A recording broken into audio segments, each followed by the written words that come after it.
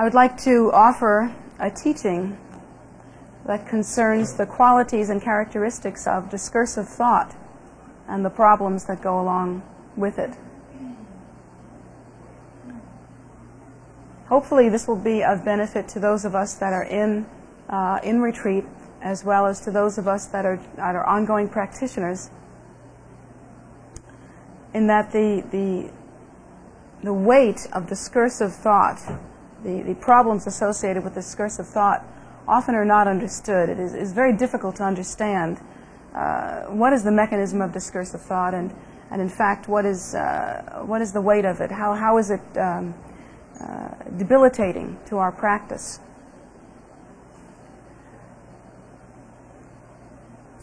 When we think about discursive thought and try to evaluate its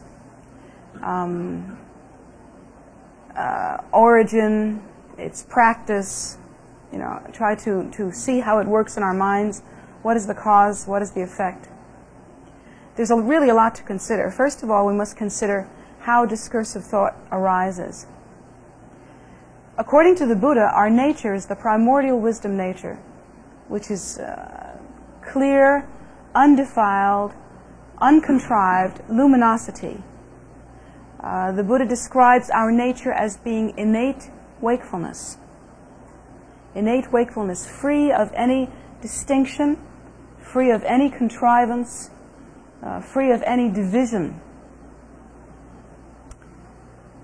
That nature really cannot be understood from the point of view that we remain in right now. That is to say that we remain with our minds involved in discursive thought, and we function with the mind of duality. The mind of duality always makes the distinction between self and other. That is its characteristic nature. That is the first impulse of the mind of duality. The mind of duality arises due to the belief in self-nature as being inherently real and solid. If we were to understand our true nature, we could think of the primordial empty state, and we could think of that primordial emptiness as being inseparable from uncontrived and from non-specific luminosity. We could think of that state as being like the mixing or mingling of space and awareness, of empty space and awareness. That state potentially exhibits, how should I say,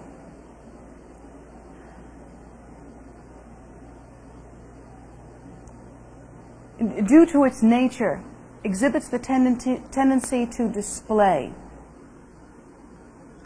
Now that's difficult to understand because the reason why that's difficult to understand is because when we think of stillness, which we would think of the primordial wisdom state as being, and then we would think of movement, we would think of display as being a kind of movement, we have no way to make the two come together. We think of stillness and movement as being separate.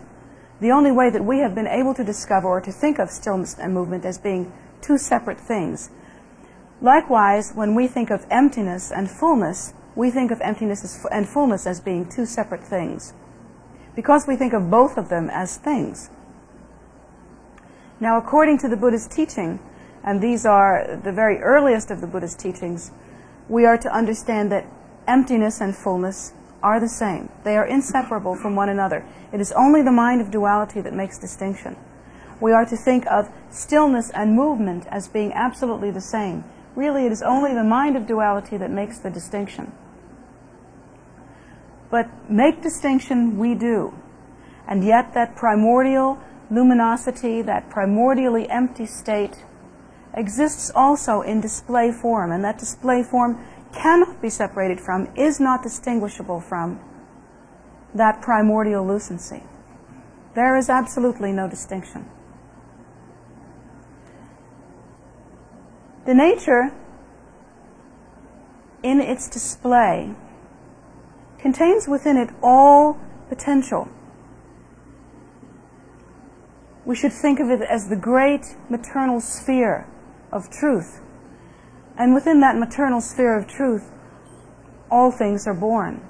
All potential lies within the great womb of the primordial wisdom nature. All potential. It will happen naturally then that all potential will arise. But if understood from the point of view of realization without the mind of duality, that state of arising does not separate from the primordially empty state. There is no separation there. It is only when the mind of distinction arises that there seems to be such a separation. However, we are involved at this time in a continuum in which there does seem to be such a separation. And that separation seems so real that in order to practice effectively, we have to count that separation as being real. That is to say that if you want to try to pretend that duality is not real and pretend that you and I are not perceived as separate and pretend that there is no phenomenal reality coming here in this world, all I would have to do to prove you wrong is to get myself a nice sharp pin and come up to you and prick you all over your tiny little body until you admit that you are sensing duality. Wouldn't take very long, I wouldn't think. So, in that regard, the Buddha teaches us that we cannot pretend that duality does not exist. We cannot pretend that we are not having the experience of samsara. We are, in fact, having the experience of samsara. And since it is seeming solid, we must treat it in such a way as to pacify the obstacles that are associated with samsara.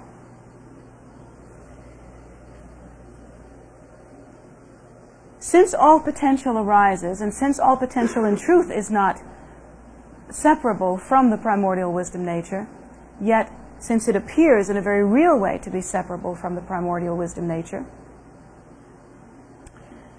it comes that the mind of duality arises, and yet we still in our nature remain that primordial wisdom state, unchanging, unborn and yet fully completed. That still remains our nature. That can never be changed. There is nothing within that nature that can change. That nature by its nature is changeless. It is completely stable. It cannot be terminated or compromised in any way. Yet at the same time, and really in an unrelenting fashion, because it is possible, we have developed the assumption of self-nature, and through a tremendous amount of time dedicated to habitual tendency, that is to say that the assumption of self-nature, according to the Buddha, occurred at a very long time ago. So long that we cannot measure the time. It's inconceivable time. The teaching is that it is time out of mind. That is to say, inconceivable time. That assumption of self-nature occurred such a long time ago, and through repeated instances of acceptance of that assumption, a very solidly appearing continuum has developed. And that solidly appearing continuum is the experience that we now have, even at this moment. Part of that experience is discursive thought. Discursive thought arises because in the assumption of self-nature, the only way that self-nature can be assumed is if we distinguish self from other. That distinction has to continually occur in order for the continuum to perpetuate itself. And the momentum of that seems to be a strong force here.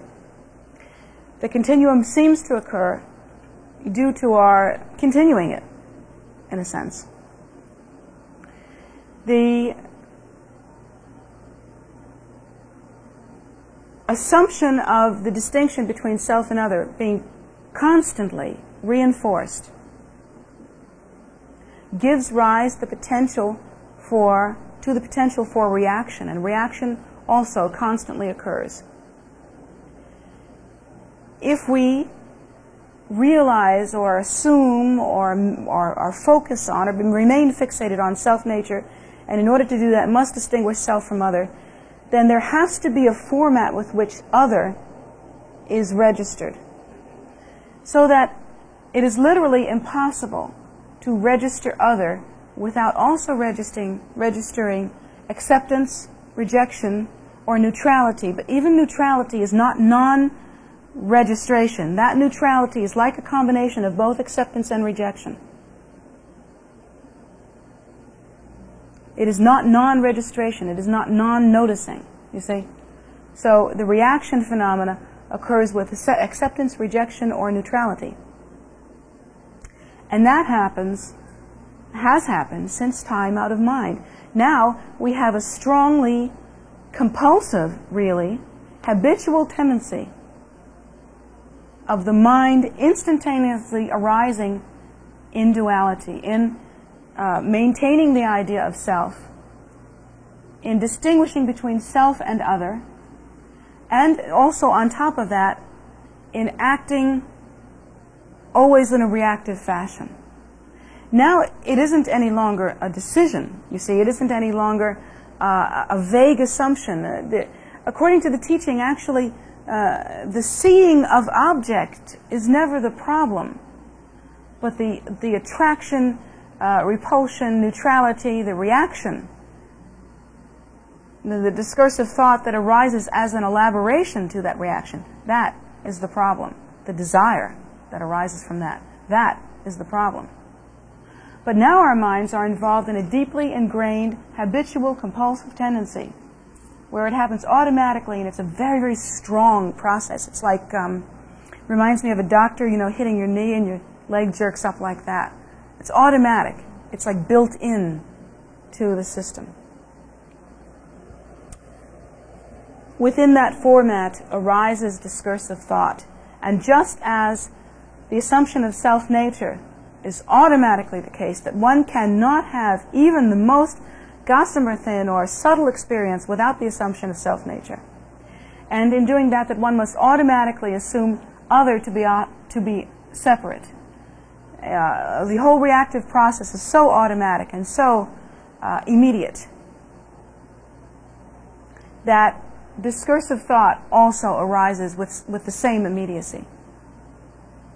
Discursive thought occurs as part of the reactive process, and it actually occurs as an elaboration, as part of an elaboration upon the whole process.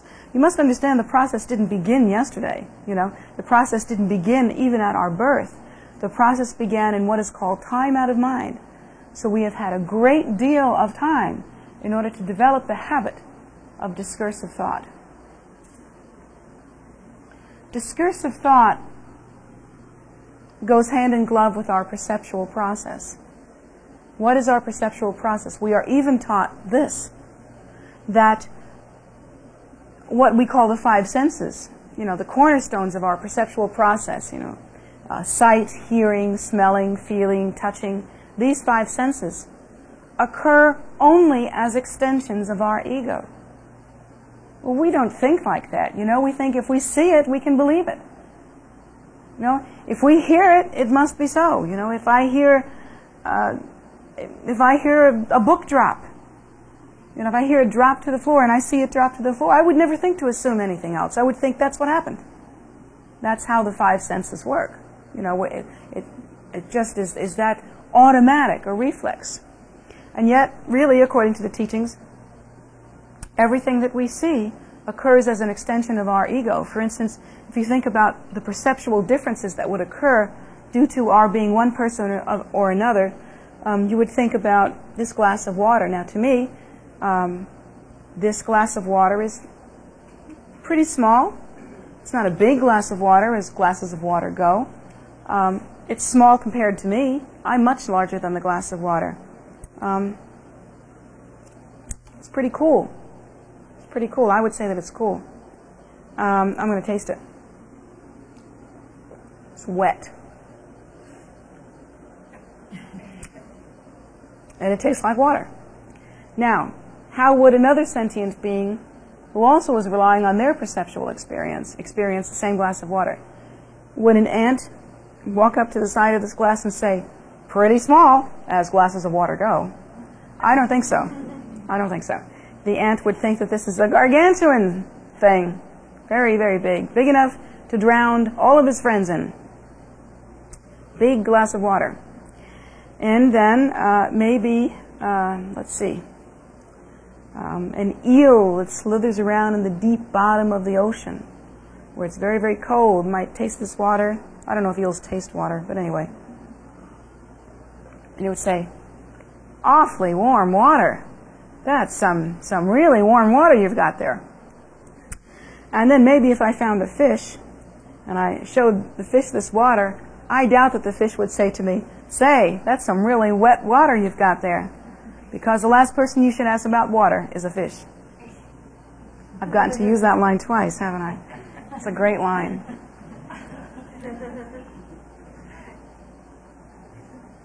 I say that to my students when we're trying to talk about discursive thought. The last person you should ask about water is a fish. The idea being that we are all engaged in discursive thought in the same way that all fish are in the water and haven't any idea what it is. But to each one of us, it's an entirely different experience. Now, here's another teaching that's traditional teaching. According to the Buddhist teaching, there are many different realms of cyclic existence. You see? This is the human realm, for those of you that had questions about it. This is definitely the human realm. And we have our particular sufferings. They're called old age, sickness, and death. And of course, we can name several other sufferings that we've had, like in-laws and taxes. But anyway, generally speaking, old age, sickness, and death. There are other realms. One of the realms, for instance, is God realm. And in the God realm, there are demigods and devas and different kinds of God beings. Their experience is quite different. They don't really suffer from old age, sickness, and death in the same way that we do. They suffer from their own particular suffering. And the God might actually be able to look at the same glass of water. Now, I saw it as water because I need water. I need water, and that is the karma of my mind. I need water because my body has a high percentage of water in it. So I require water. And the karma of my mind and the karma of the human realm, we all agree that this is water. But a God who has a completely different set of ripening karmic interactions, who has a completely different mind state, a completely different mind nature, a completely different experience, might look at this water and think that it is the nectar of life. That upon drinking this water, they would experience bliss, total bliss. That it is actually a long life nectar to them. You think that that's impossible? Well, you know that even in our own human experience, two different people can have just about the same experience at the same time, on the same day, under the same conditions, and for one person the experience will be completely upsetting and debilitating, and for another person it will simply roll off their back, just like water off a duck's back. Now we know that that's the case even in our limited experience. How much more so must it be the case in all of the entirety of cyclic existence? So our perceptual process, even that, is not really to be relied upon as something solid and meaningful. How much less so is discursive thought? Discursive thought arises in a reactive way. If you really examine the discursive thought that goes in the mind, it is chronically and consistently reactive. And all of that reaction depends on the information given to us by the five senses and the conclusions that are drawn from them. Have you ever really examined the discursive thought that arises in your mind for any length of time? 5 minutes. 5 minutes. Every bit of it is reactive. Every bit of it arises due to false assumption.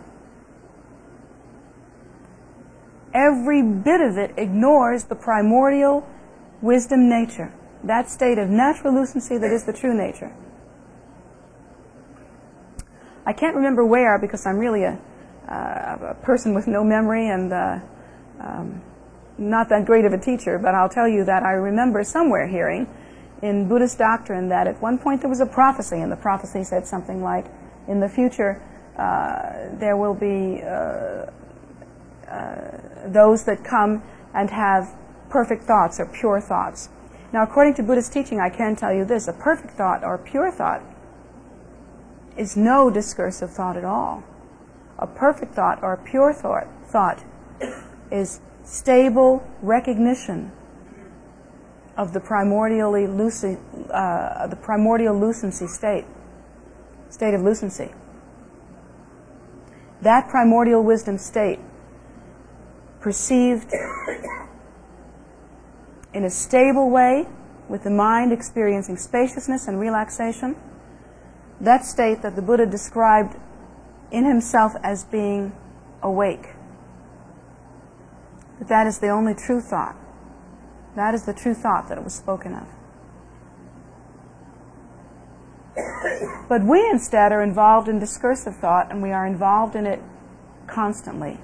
Now we've looked at some of the causes of discursive thought. What are the results of discursive thought? Well, were you listening to what I described to the children about playing superheroes and really reckoning with the thoughts that arise within their minds?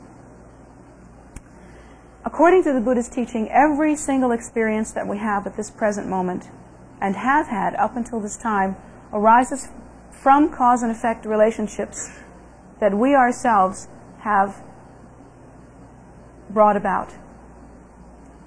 The Buddha teaches us that it's never necessary to go to like a psychic or a clairvoyant or somebody and say, would you give me a reading? Would you tell me if I were Nefertiti in my past life? Or I've met several Nefertitis actually. They've all told me about this. Or Cleopatra maybe, or let's see who else. I don't know. Alexander the Great, or nobody was ordinary people. Have you ever noticed that? Ever. There were no ordinary people in the past. Everybody was somebody. But anyway, the Buddha teaches us there is no need to go to a clairvoyant or any psychic and find out who you were in the past. All you have to do to find out who you were in the past and what you did in the past is to look in the mirror now. That is probably the greatest gift that you can receive, is to really understand that teaching. To really understand that where we are right now occurs due to cause and effect relationships that we ourselves have brought about. Not only in this lifetime, but also in previous lifetimes. According to the Buddha, we've had a lot of time to do a lot of stuff.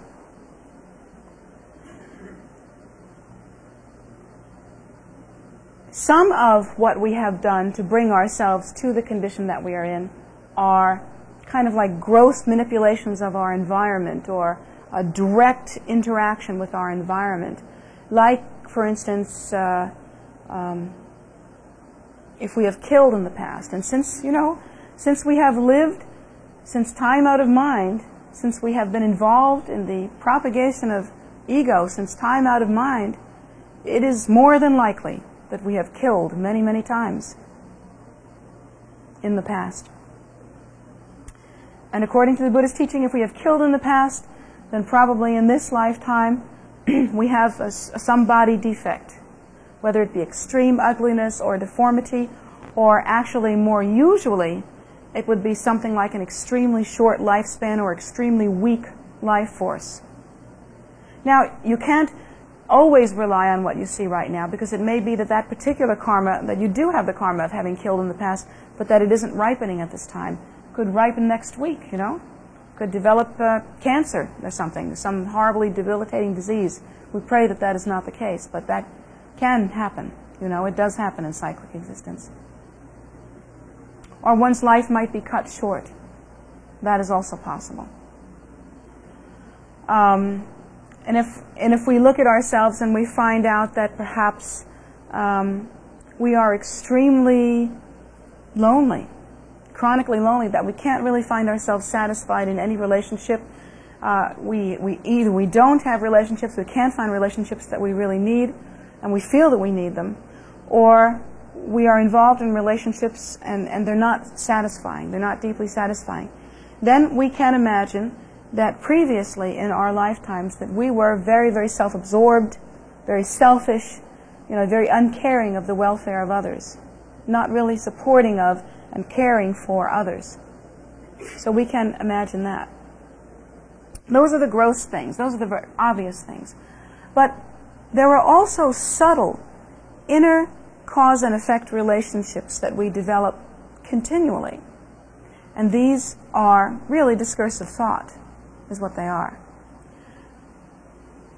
It seems that we cannot make it through 1 hour of our day without going through the entire gamut of human emotion, We cannot make it through 1 hour of our day without feeling a little anger, maybe more anger than a little, some resentment, some happiness, some depression, some loneliness, some regret, some whatever it is that you're capable of feeling, whatever it is that's written in the human book. When you get your what is it you get at the beginning of your life? You get a little book that tells you what to do. What are those called? Manual, owner's manual. You get your little human owner's manual, and inside there it tells you all the things that you're supposed to feel as a human. And we're busy feeling all of them by the hour. If you really examine your thought, you'll find that each one of them is in there. There's everything from happiness to sadness, from generosity to lust. Everything's tinged with desire. Everything has to do with attraction or rejection. And that is constantly arising within your mind. The problem with that kind of discursive thought is that it creates reality. It continually creates reality. And it is like planting little seeds.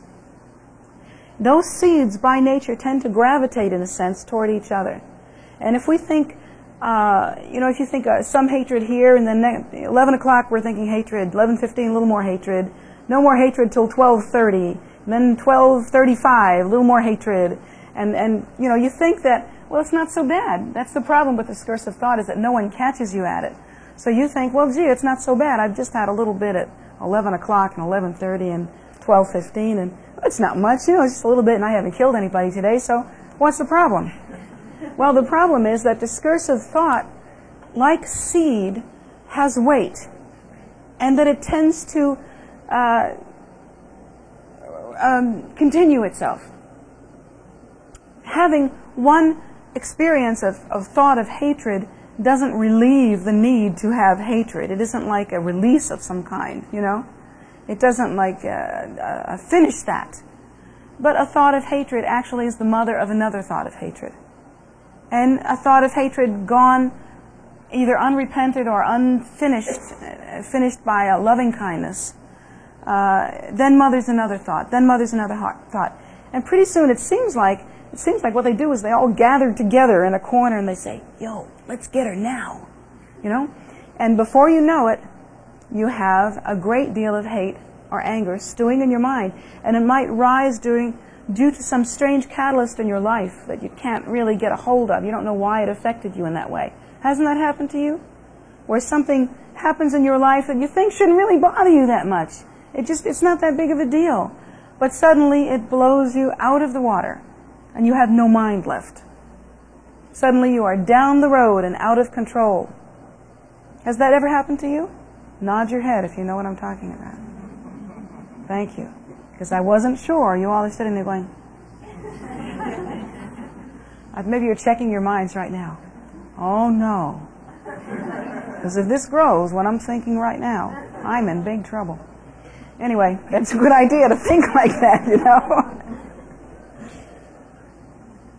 Eventually, they sort of get together in one place and they beat the stew out of you, is what happens. And those seeds grow into trees which grow into fruit. And the thing about a fruit tree is that it produces more seeds. And the thing about seeds is that they produce more fruit trees. And eventually you are eating nothing but the fruit of your mind. And that is our experience. Our experience is literally the fruit of our mind. So discursive thought is something to reckon with. We think that as practitioners all we have to do is maybe stop killing and stop stealing, We think that maybe if we just keep these vows, it doesn't matter if our minds are a cesspool inside. It really doesn't mind. It really doesn't matter. But that's not true, you know. It matters terribly. It matters more than you can possibly understand. Because the level at which you can really get a hold of yourself, the level at which you can truly change the world, is in your mind. Is starting with you. That's where you can really get a handle on it. That's the best place to start. So, how to deal with discursive thought of that kind? One thing you don't want to do is to exaggerate or elaborate discursive thought by coming down on yourself and kind of getting on a hate trip, you know, about yourself. That isn't to say that you should not feel remorse. There's a difference there. There's a kind of healthy, action-changing, direction-changing remorse that we can feel. You have to feel some remorse or you really can't change. But there's a difference between that and just guilt. Actually, the insight that I've had with guilt and working with students that have guilt or have chronic guilt in some way is that guilt is an excuse not to change.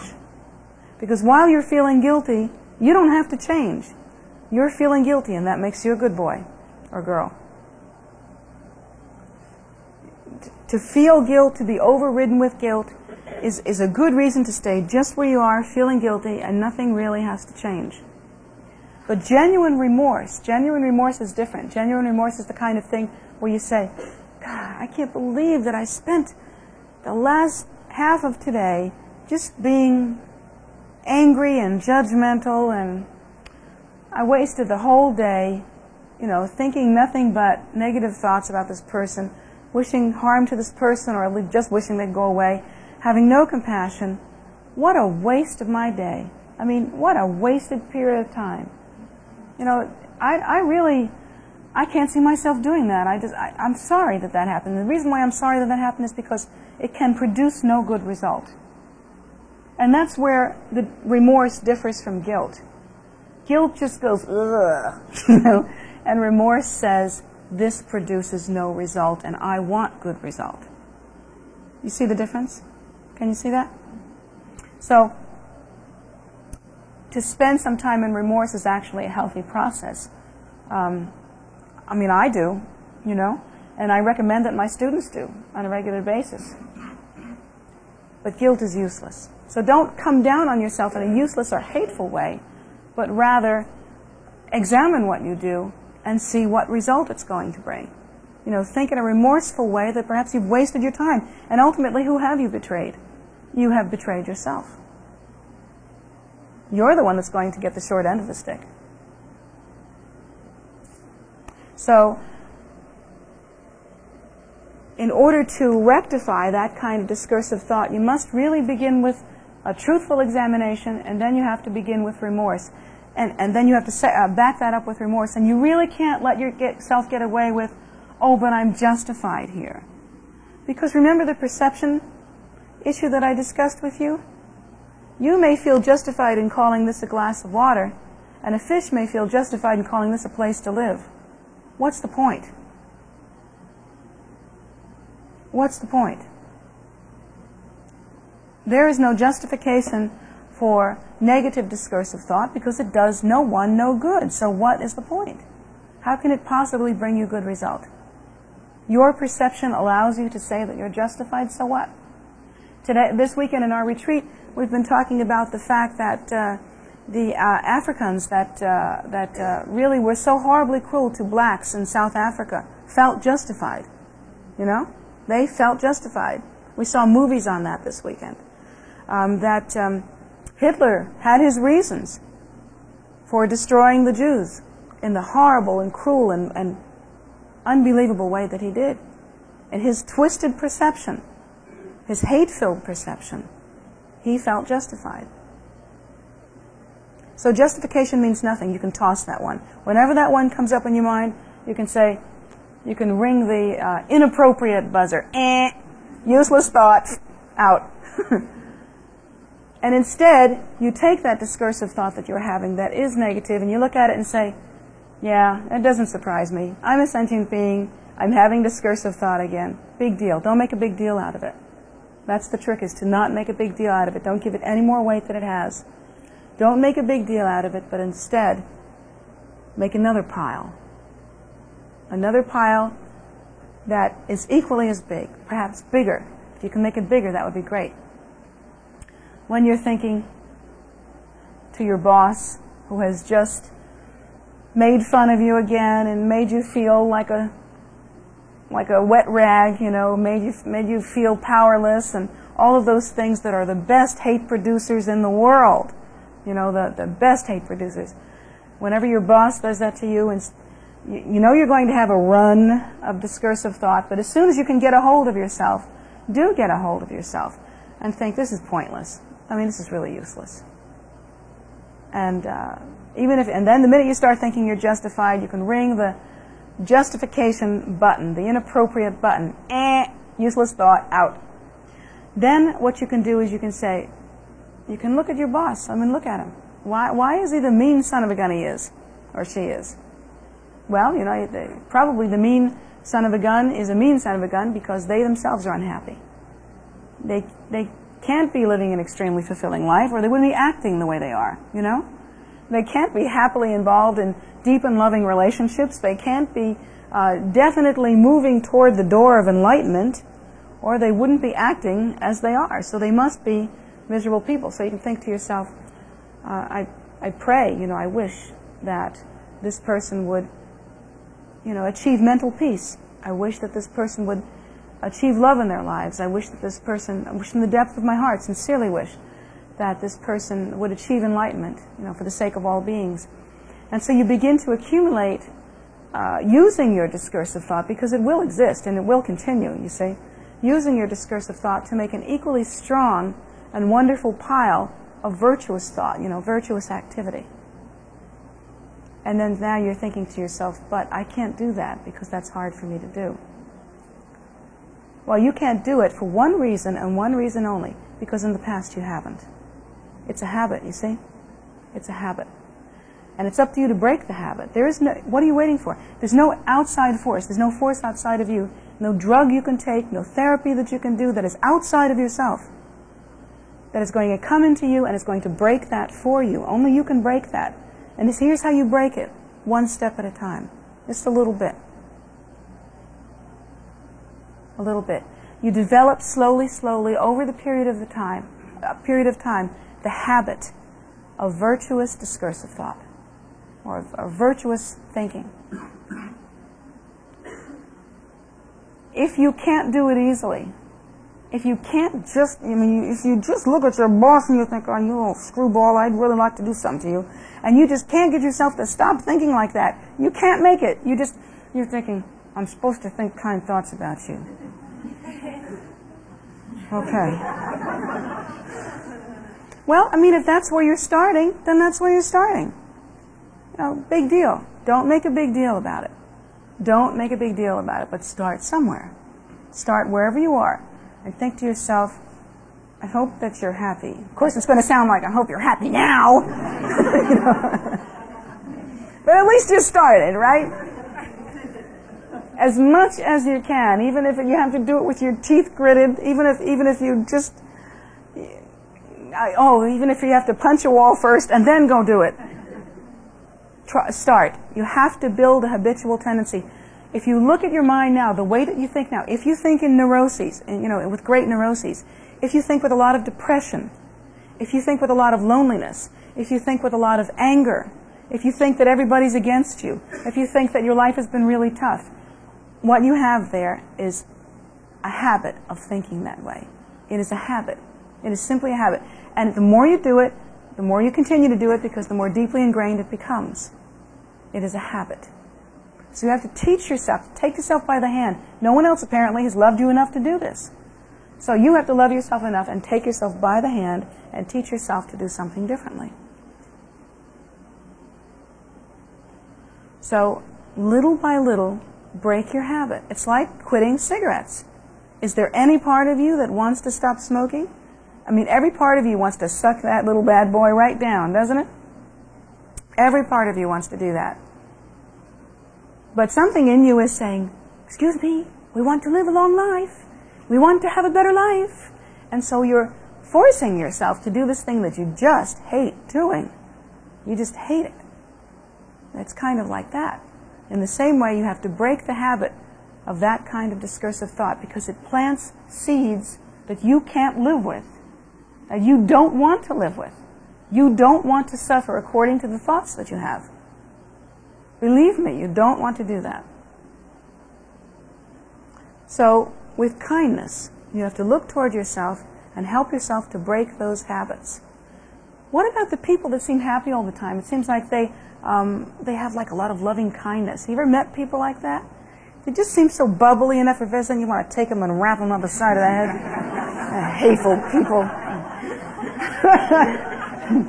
Effusive, syrupy people. I know exactly what you mean. You just want to rub their little faces in the wall and say, now be happy. I know what you mean. But seriously. What is the difference between somebody who's genuinely happy and genuinely outgoing and somebody who's like semi-miserable like yourself, maybe? What do you think the difference is? The difference is habit. Did you know that the ability to be happy is a habit? It's a habit that you learn. There are some people, you can look at them and you say they don't have the foggiest idea how to be happy. Their minds automatically turn towards something that makes them unhappy.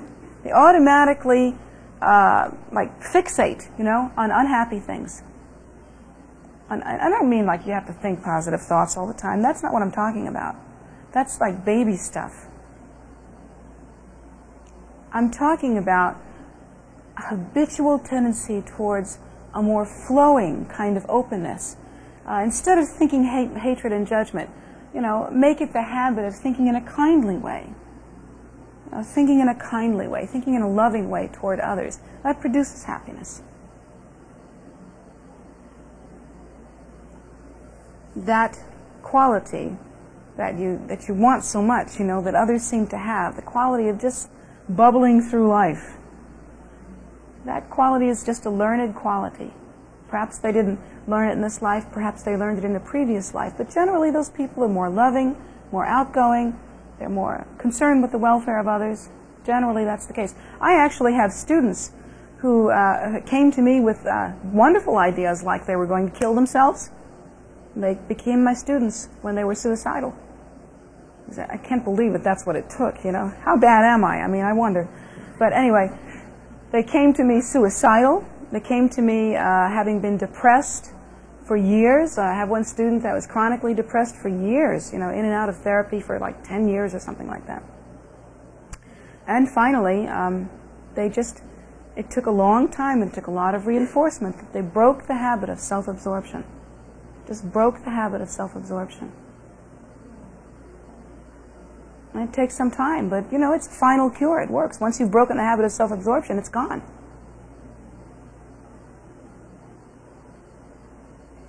So that's the kind of method that you have to apply with discursive thought. First of all, you have to understand what its root is, as I have described this morning. You have to understand, what its condition is. How does it arise? How has it come about? What does it look like now? And furthermore, what you can do to change discursive thought in order to have a better life. Now think about all of the sentient beings who have no way to change discursive thought. They have no method, no understanding, no awareness of what goes on in their brains.